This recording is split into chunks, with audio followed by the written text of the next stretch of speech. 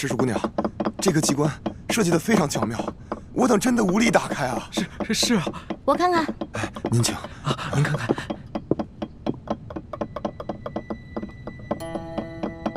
哎，赤鼠姑娘，你也会开机关啊？嘘，小声点啊，这事儿不能声张。这个机关我要是开不了的话，你俩手可就保不住了啊！是，我们不说。我这次要是开不开的话，千万别怨我啊！不会，能开。哎，您请。哎，您请。天灵灵，地灵灵，保佑我一定要开啊！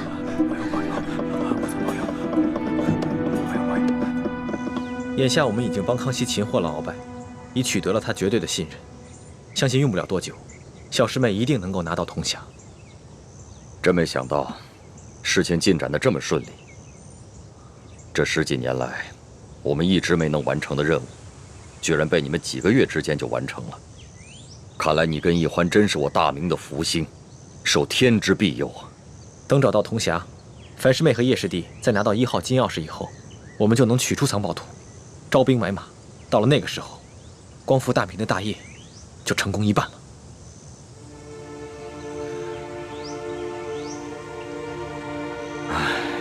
怎么了，义父？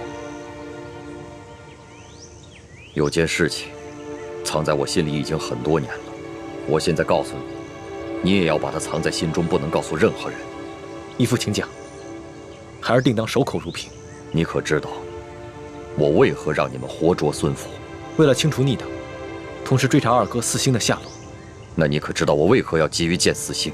二哥四星乃是义父的亲生儿子，当年曾随义父出生入死，立下过汗马功劳。现在二哥下落不明，义父下定决心寻找他，当然是出于父子人伦，人之常情。我急于找到四星，并不仅仅是因为父子情深。你可知，那镶着玛瑙的第2号金钥匙，当年就在我的手上。当时我为了掩护先帝逃亡，自知必死，就把那金钥匙交给了四星。义父是说，那2号金钥匙随着二哥不知所踪了。当年我本有机会救我的妻女，但你就把太子交给我，你的座位让给晋王妃。陛下，万万不可！请你和皇后快登车吧，臣已经为臣妻备好了马车。父王，你竟然让母妃和妹妹另列马车，马上就到。刚刚陛下明明让母亲上车，你却不让。你明明知道吴三桂马上就要破城了。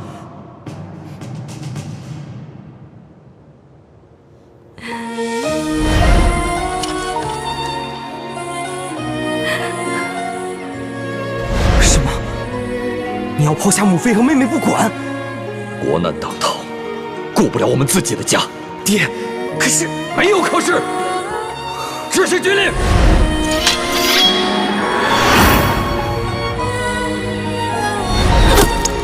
娘，小妹，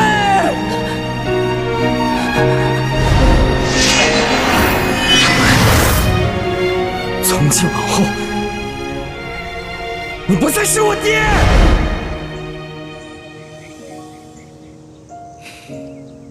这么说来，现在我们手上只剩下了延平王的3号金钥匙。就算找到了铜匣和1号金钥匙以后，也都于事无补了。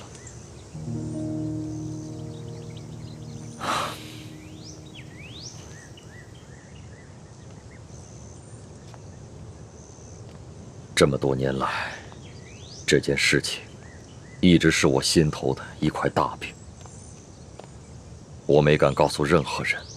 但现在，我不能不如实向太子禀报。都怪我耽误了光复大明的大业。义父千万别这么说。义父为我大明，为我诸氏，已经牺牲的够多了。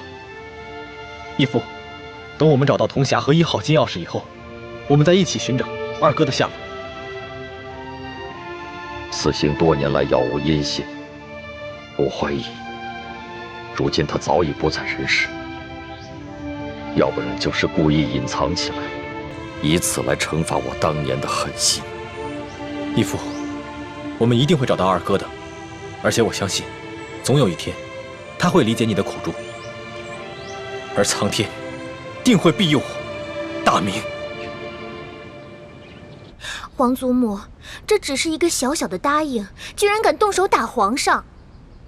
更不可思议的是，皇上居然还不予追究，还破例给他封了一个什么笔墨侍书的职位，给他加倍的疼爱。岂有此理！岂有此理呀！小小的笔墨侍书，竟敢在大庭广众之下去打皇上！李德福，这怎么？你怕皇上怪罪，不敢食言？回太皇太后，不是奴才不敢直言，当时奴才和索大人还有宫里的内侍全都低头跪在地上，只听见一声清脆的响声，没有看清到底发生了什么事啊。那其他人呢？都没看见？这个奴才就不知道了。那声巴掌响，是皇上自己打了自己一下？当然不是。那就是皇上打了李易欢那个贱婢一下。也不是。这也不是，那也不是，你现在就跟本宫说清楚，这一巴掌到底是怎么回事？皇后娘娘，奴才是实话实说，当时确实奴才没有看见李欢打了皇上一巴掌。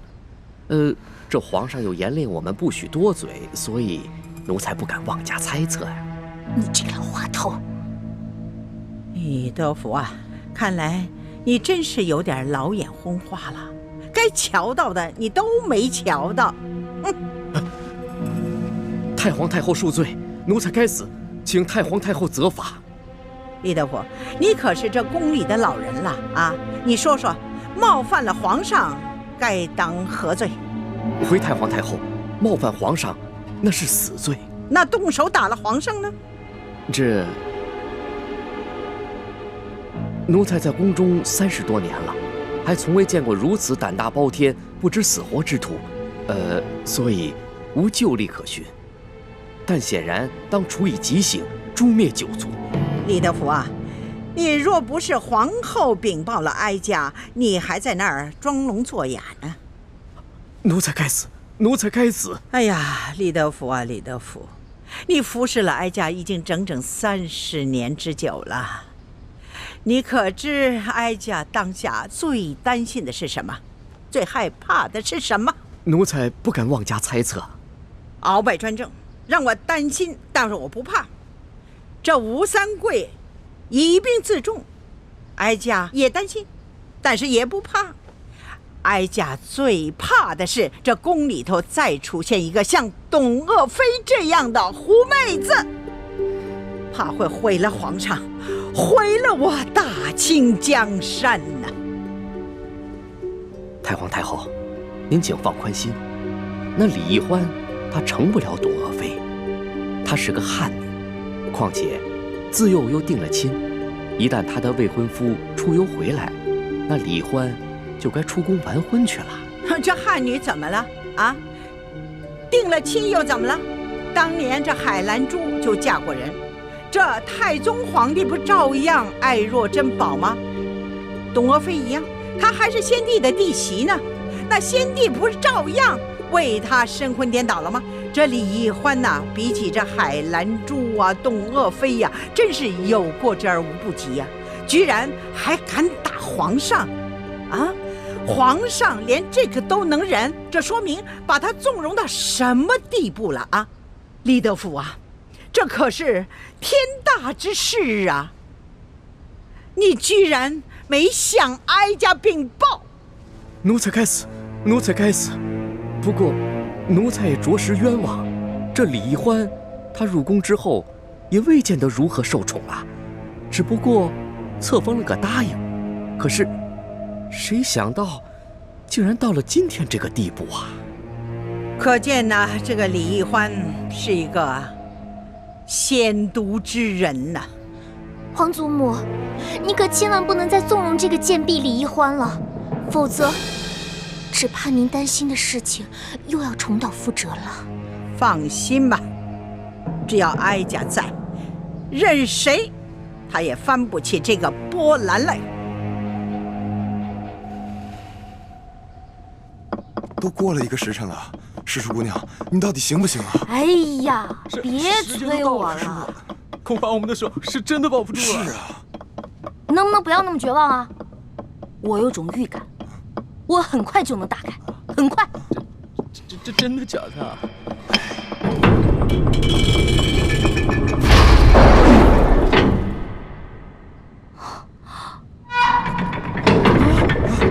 这个时辰了还没打开吗？我打开了，我打开了！世叔姑娘，你可太棒了！哎，世叔姑娘，真是没想到，你居然会开机关呐！太了不得了！走，不是，赶紧休息一会儿。我不会开机关，我是之前皇上不是安排我在鳌拜府当卧底吗？我看见过几次，照葫芦画瓢，您看捣鼓了1个时辰才给捣鼓开。哎，世叔姑娘，真是没有想到，你看这么一次就能够记下手法来，这可太了不得了，真是聪慧过人呐！走，咱们休息一会儿。如今鳌拜倒台了，我弟弟有何反应？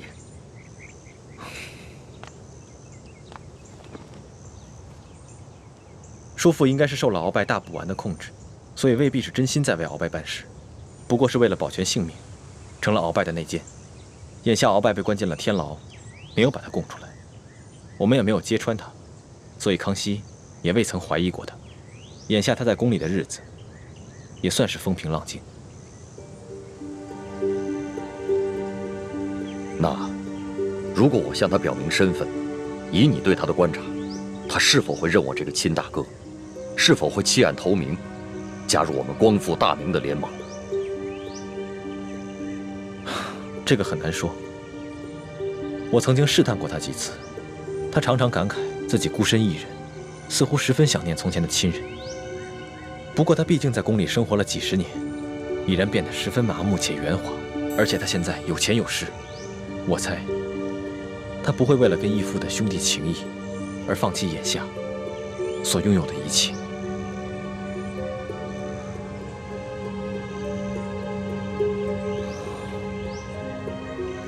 好吧，那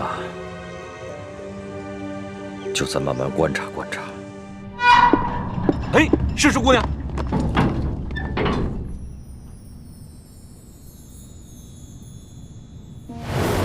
你们俩把工匠带走，给他们打赏，快！知道。没想到啊，这鳌拜老贼的密室，珠宝多的比皇宫还多。可不嘛。嗯。哎，索大人，要不然这样，咱俩呢先挑点，剩下的入账，您觉得呢？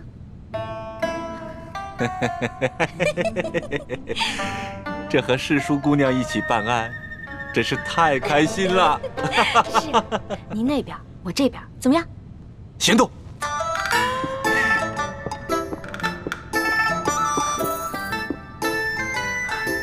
真是皇天不负有心人，我终于找到你了。哼，猪哥哥，看你以后还好意思骂我笨。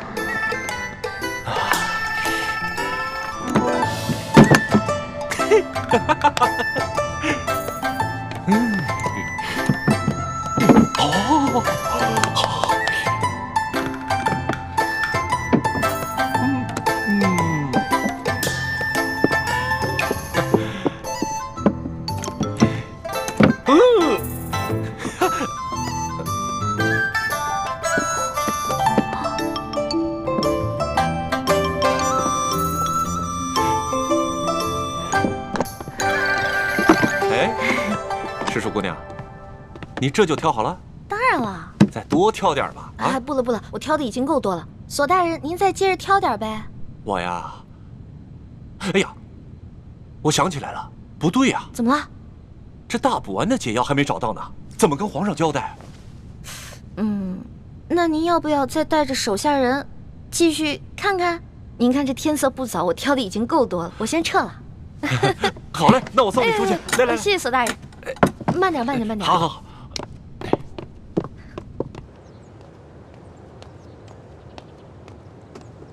李太医，太皇太后凤体前安，李太医，赶紧过去看看吧。好，卑职这就过去。公公将来告老还乡的时候，可否会回陕西榆林去安享晚年啊？不回去啦，没有亲人的家乡还算什么家乡啊？公公在这世上，当真连一个亲人都没有吗？本来是有个孪生哥哥，但几十年杳无音信，恐怕早已死在乱军之中了。万一公公的哥哥吉人自有天相，还活在这个世上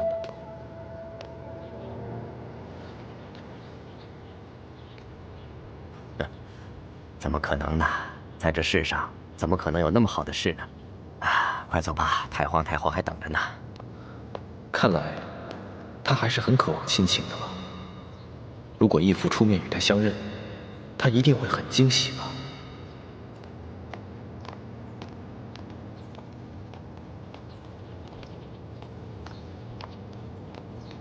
公公，太皇太后的病一向是院判大人亲自救，今日怎么突然选我这个排名最末的太医？这个咱家就不清楚了。也许是院判大人觉得你年轻，却医术高明，太皇太后也就留上心了吧。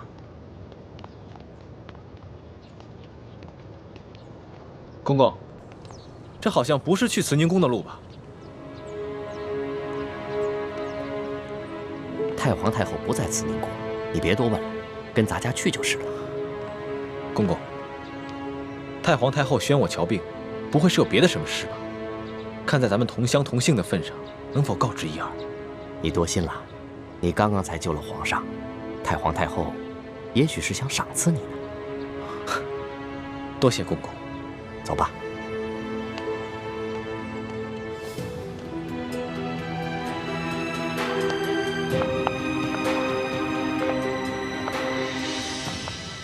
厉贵人，您吉祥。李公公安好，微臣参见厉贵人。李太医免礼。谢厉贵人。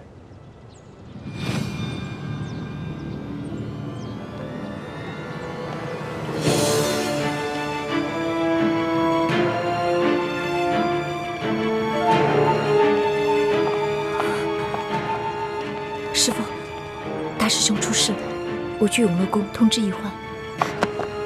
你千万要沉住气，不得忘了得意，不要暴露自己的身份，知道了？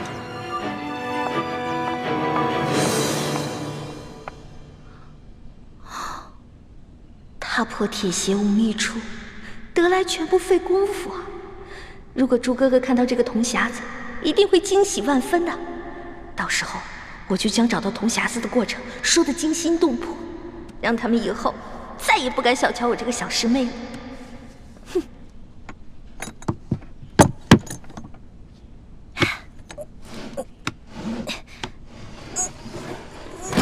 一欢，谁？一欢，快去救大师兄，快啊！啊！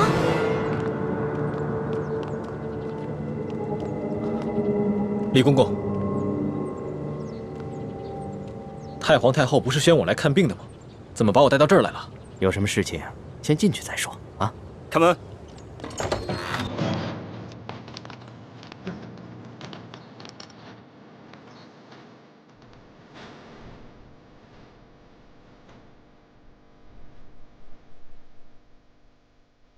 李公公，这到底是怎么回事？太皇太后懿旨，将你们这些捉拿鳌拜有功的人聚在一起，每个人赐一杯御酒。龙小弟，我求求你去救救我哥哥，还有那些工人吧。他们犯了什么错？他们不就是看我打了你一巴掌吗？可是，他们就要因此失去自己的性命吗？这不公平啊！朕已经吩咐过所有人守候如瓶了，没想到还是传到了太皇太后的耳朵里去了。现在太皇太后已经下了懿旨，朕也不好公然对抗她的权威啊。太皇太后的权威，难道比那些人的性命还要重要吗？太皇太后要维护的是皇权的威严，这是紫禁城有很多规矩，不仅这里的大小奴才要遵守，连朕也必须得遵守。祸是我闯的，跟他们没有关系。之前打了你一巴掌，你打我吧，打我多少下都行。你别闹了，你以为这是小孩子过家家呀？现在做什么都来不及了，太皇太后不会放过你的。等他处理完你哥哥那些人，就会轮到你了。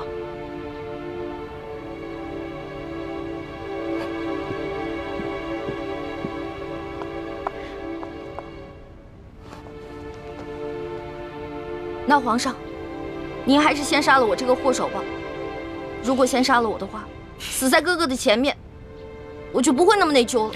易欢的易欢，你还老说自己是朕的老大，一到这种危险的时刻，你就这么没出息的以死相要挟。您现在是高高在上的皇上，我只不过是一个小小的奴婢，我只能求您大发慈悲，饶了我哥哥。少说的那么可怜，你什么时候把朕当过皇上？不一直把朕当成你那个结拜小弟吗？奴婢再也不敢不知天高地厚了。您现在是皇上，不是奴婢的龙小弟。皇上，之前都是奴婢错了，要罚你就罚奴婢吧。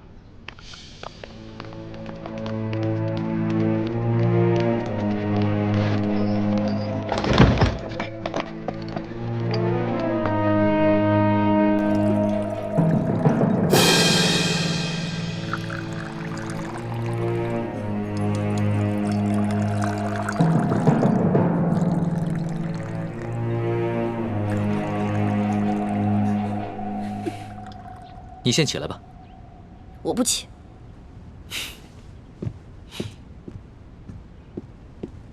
起来吧，这么跪着也不是办法。皇上，我求求您了，您能不能去救救他们呀？如果他们因为我而死，我肯定会内疚死的。楼下，皇上，你就救救他们吧。人自然是要救的，但你倒是说说，这要怎么说服太皇太后啊？您可以跟太皇太后讲齐桓公跟管仲的故事。当年，管仲为了救自家主子，向齐桓公射了一箭，但是那个箭正好射到了齐桓公的腰带上，齐桓公没有死。后来，齐桓公不计前嫌，任用管仲当了国相。管仲感激涕零，倾尽一生的才华，辅佐齐桓公，最后成为春秋五霸的首位。皇上，您不会连齐桓公都不如吧？论气度，朕自然是不输齐桓公的。可是你能比得了管仲吗？论治国之才，奴婢当然比不上管仲的一根汗毛。但是，你想招来人才容易，想找到像我这样陪你吃喝玩乐、赌骰子拼酒的人，可不容易啊。这个理由倒是很充分。只不过，早晚有一天你都要出宫嫁人，不能一辈子留在宫里陪着朕，那朕岂不是很吃亏？原来您是因为这个呀？那您现在想怎么办啊？跟朕说说你那个青梅竹马吧，他叫什么名字，长什么样，家世如何？这个属于奴婢自己的秘密，不能告诉你。那你总得告诉朕，他的外貌仪表、才华气度比朕如何？这个嘛，我也没法说。有什么不好说的？让你说，你说不就完了吗？那我真说了，你可不许生气啊！笑话，朕在你的心里度量那么小啊？他确实没有皇上您高贵俊逸，但是他很温柔，对我特别好，人很老实，我说什么他就做什么，我可以把他吃得死死的，不像你。今天说这个你开心了，明天说那个又得罪你了。那你爱他吗？二师傅，我头晕。师傅带你去休息啊。二师傅，玉环他是在装病，你千万别上了他的当。一会儿大家练完功，再罚你扎半个时辰马步。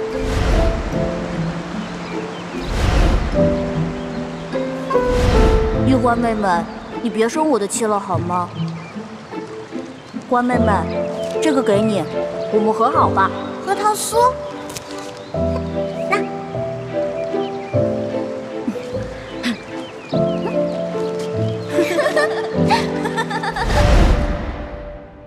哎呀，皇上现在都什么时候了，您还说这些闲话？您赶紧跟我去救人吧。皇帝也是人，也有七情六欲，也有好奇心，甚至也会嫉妒。龙小弟，我求求你了，你要是再不去的话，他们人头马上就要落地了。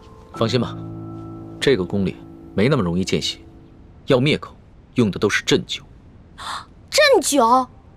那你赶紧下旨吧！走，快去救他们！你先别着急，这太皇太后一下子从朕身边抓了10几个人，还需要等你过来求朕，朕才知道怎么做吗？朕虽然不好公然抗旨，但是早已命人准备了解药了。真的？那你不早告诉我？不对，你是不是得需要什么条件才能给我解药？当然，朕就想问你一个问题：你爱这个青梅竹马？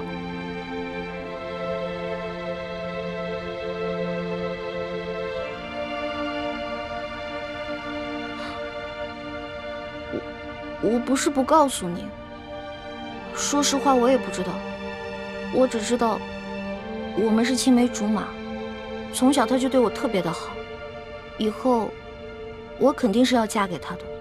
至于爱不爱，我自己心里也不清楚。哎呀，好了，我现在回答完了，你可以跟我去救人了吧？等一下，朕还有一个问题。你怎么那么多问题啊？你有话快说，有屁！皇上，您问吧，您快点问。你爱朕吗？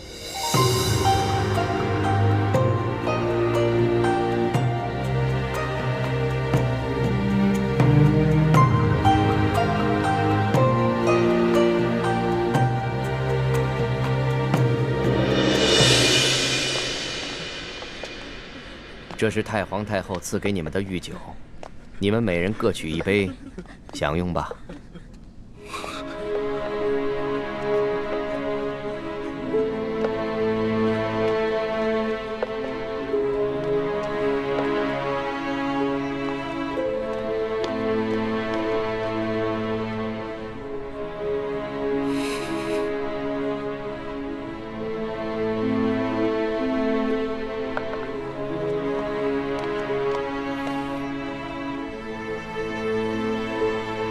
这酒有毒。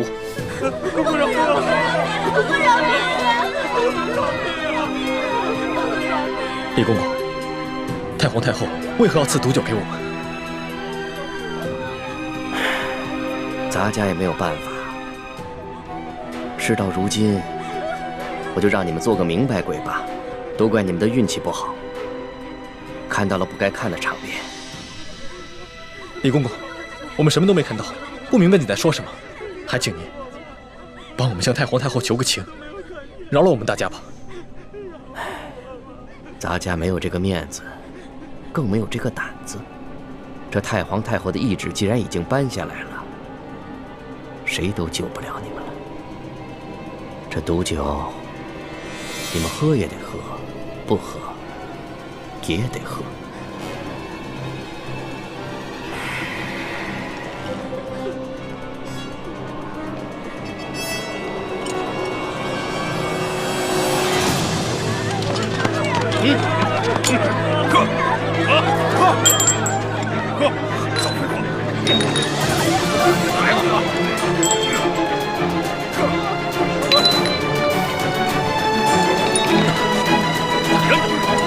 李公公，我有重要的话要跟你说。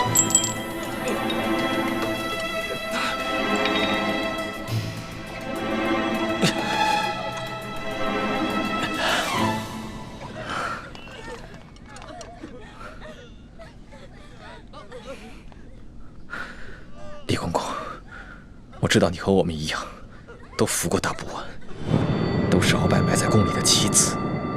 今天，你若不救我和这些宫人，那么你的秘密，我也不会再替你保守了。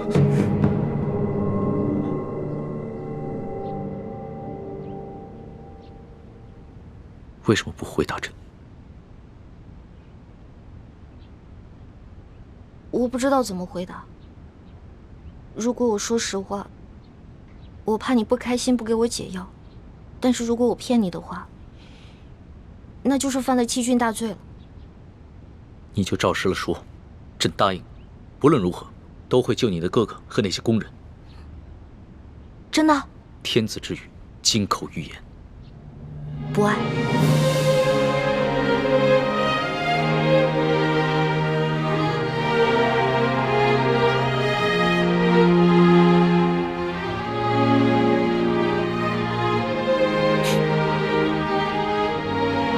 这2个字说的真干脆，丝毫不顾及朕的感受。我之前就跟你说过，皇上是这个天下最不值得女人爱的人。可是作为老大，也许我会爱上结拜小弟龙三，但是作为奴婢，我永远都不可能爱上皇上。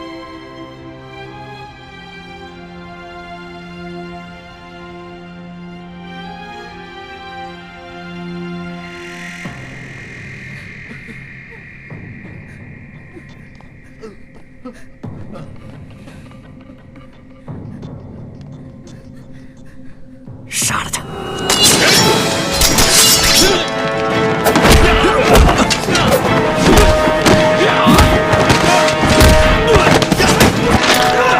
李德福，想不到你要杀我灭口！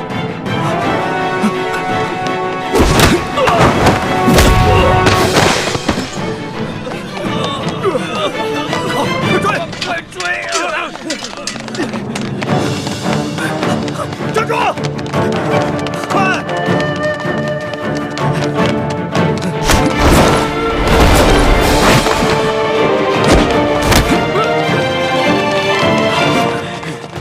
李太医，你杀了我，你也活不了。李德福，你别以为杀了我就没有人知道你是鳌拜的内奸了。你别忘了，我还有我妹妹易欢，我若是死了，她绝对不会放过你。李太医，你我都是同乡又同姓，我本来是想照顾你的，可是太皇太后这懿旨一下来，我们这些做奴才的，除了照办还有别的办法吗？我救了皇上的性命，又助皇上擒拿鳌拜，立下大功，太皇太后怎么可能不分青红皂白，就要置我于死地？哎，都怪你那个妹妹啊！仗着皇上对她的宠爱，她就无法无天。我在这宫里都已经几10年了，我从来没有看见过哪个宫人敢打皇上的。易欢呢？现在怎么样了？我不知道，但我知道太皇太后不会放过她。李太医，你先把我放了，继续替我保守秘密，让我去向太皇太后求情，我尽量求情，你看怎么样？那些工人呢？哎呦，这都什么时候了？咱们都泥菩萨过河，自身难保，哪还有闲心顾及他们呀？不行，我不能眼睁睁看着这么多无辜的人丧命。我要见皇上。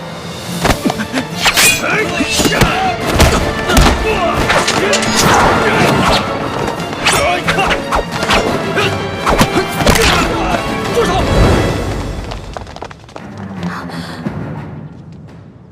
皇上，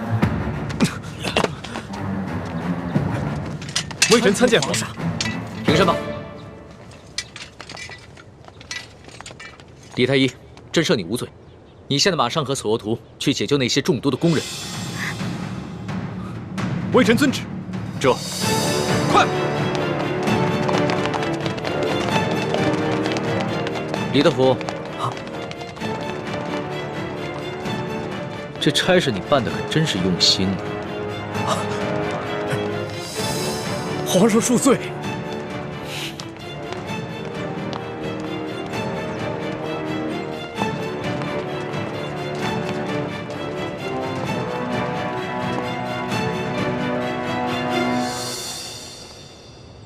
石叔姑娘，老奴也是实属无奈。石叔姑娘，您大人大量，不要记恨老奴啊！中堂大人，公公有礼了，宫中一切可好？中堂大人，您放心吧，一切尽在中堂大人的掌控之中。皇上好吗？皇上现在还是每天跟一些小伙伴们摔跤玩耍，无心朝政。他那都是故意做给老夫看的吧？当年顺治爷临终托孤的景象，老夫是历历在目。不过如今皇上翅膀硬了，不把我等老臣看在眼里了。是时候给他点教训了。啊，那中堂大人，您的意思是？每日给皇上一盅补药吧，接着看着他喝下去，懂了吗？奴才懂，奴才懂。你是如何知道的？公公，我这口技练得还不错吧？原来那晚你也在马车上，那你是如何知道是我？公公啊，虽然您那天行事谨慎，带着黑纱，我看不清您长什么样子，但是我看到了你耳朵后面那颗痦子，所以我还是认出了是公公您。李欢，太皇太后果然说的没错，你真不是一个简单的小丫头。可是李公公啊，这太皇太后也看错了您啊，您也不是一个忠心的奴才啊。你到底想怎么样？李公公，您知道的，我这个人啊是不会害别人的，但是我最讨厌的就是那种害人的人，所以只要您不对我们兄妹两个起什么歹心，那我们自然不会对您怎么样。但如果您的心里对我们兄妹两个，皇上，等等我。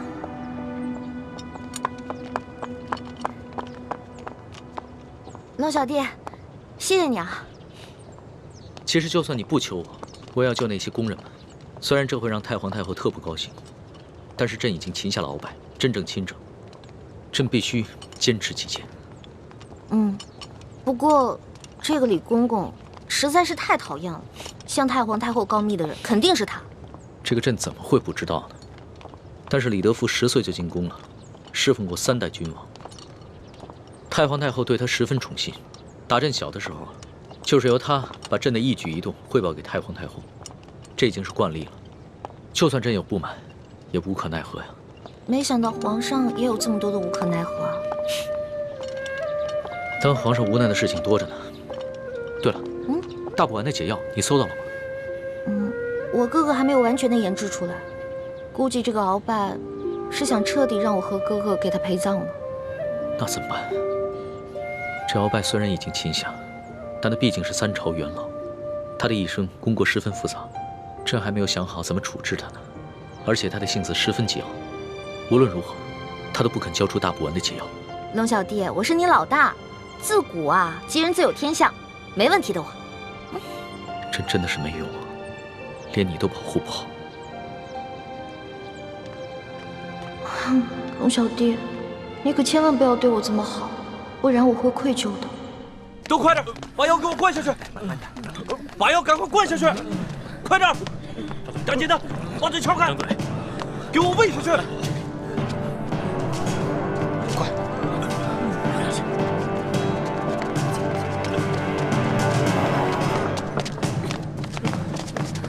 皇上不必多礼，先救人吧。快救人！皇上，我已经安排他们把药都给灌下去了。那他们是不是得救了？药已经喂下去了，命是保住了，但是什么？但是，这酒毒性实在太烈了，纵然服下解药，毒素也早已侵害了他们的咽喉。从今以后，他们再也不能说话了。张嘴。你是说，他们以后都是哑巴了？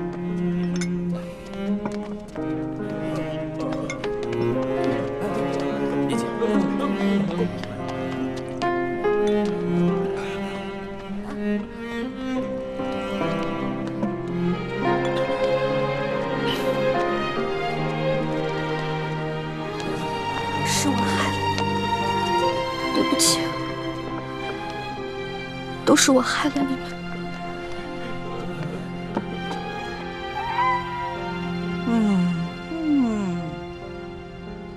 哎呀，李德福啊，连这点事你都办不好，你真是不中用啊你！太皇太后，您息怒，奴才跟纳赛正要把事情办好的时候，皇上跟李欢突然来了。皇上让奴才放人救人，奴才哪敢不遵从啊？哎呀，皇上是中了李欢的毒了。中毒不浅呢。这样吧，你把这个李一欢给我叫过来。谨遵太皇太后懿旨。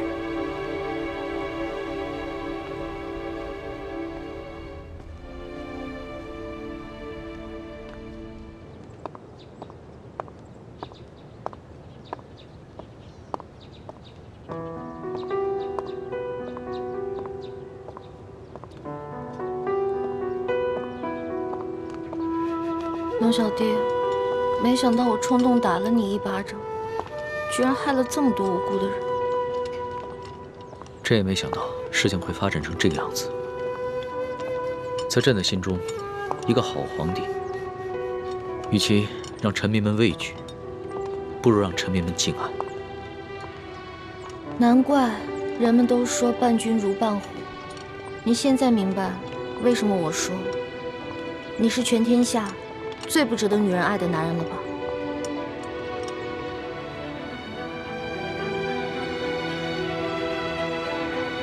一环，朕知道这件事情在你心里一定留下了很深的阴影，你更不可能会爱上朕了。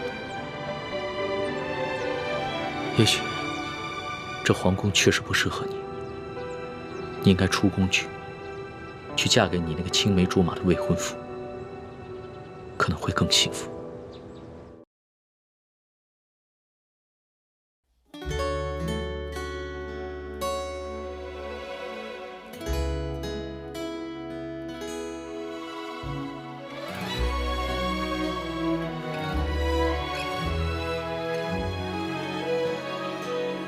春秋两岸，时光催尽方可叹。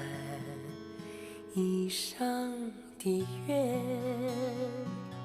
将心留于人世间。手握乾坤，仙风女子在云端。花开之间，